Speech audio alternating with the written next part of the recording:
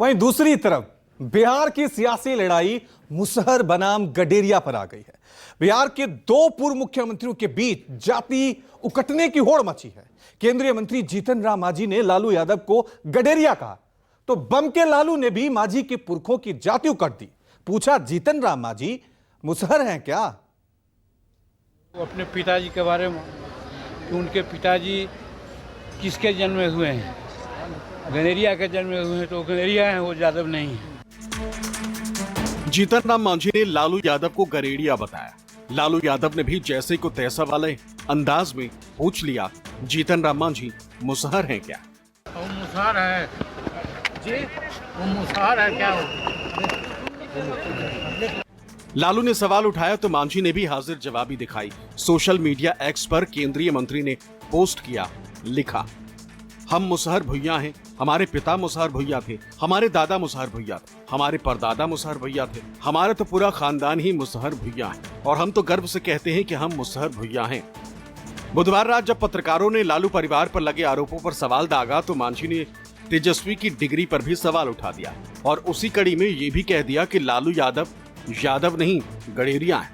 कि वो लोग नहीं पढ़े हैं, हम तो पढ़ के आए ही हैं। वो पीएचडी है, नेट है, प्रोफेसर है, हम भी ऑनर्स किया है। उनकी डिग्री क्या है वो बतावें, एक चीज़। दूसरी बात, यदि वो शर्मा हमको कहते हैं तो अपने पिताजी के बारे में कि उनके पिताजी किसके जन्मे हुए हैं, गनेरिया के जन्मे हुए हैं, तो गनेरिया हैं, वो यादव नहीं है। दरअसल 19 सितंबर को नवादा में जमीन विवाद को लेकर दबंगों ने दलित बस्ती में आग लगा दी। नेता प्रतिपक्ष तेजस्वी यादव ने इस मुद्दे पर नीतीश सरकार को घेर लिया। जीतन राम मांझी नीतीश सरकार के बचाव में उतरे। ये भी दावा कर दिया कि घटना के पीछे यादव की साजिश है। ये सवाल भी दागा कि आखिर कितने यादव गिरफ्तार हुए।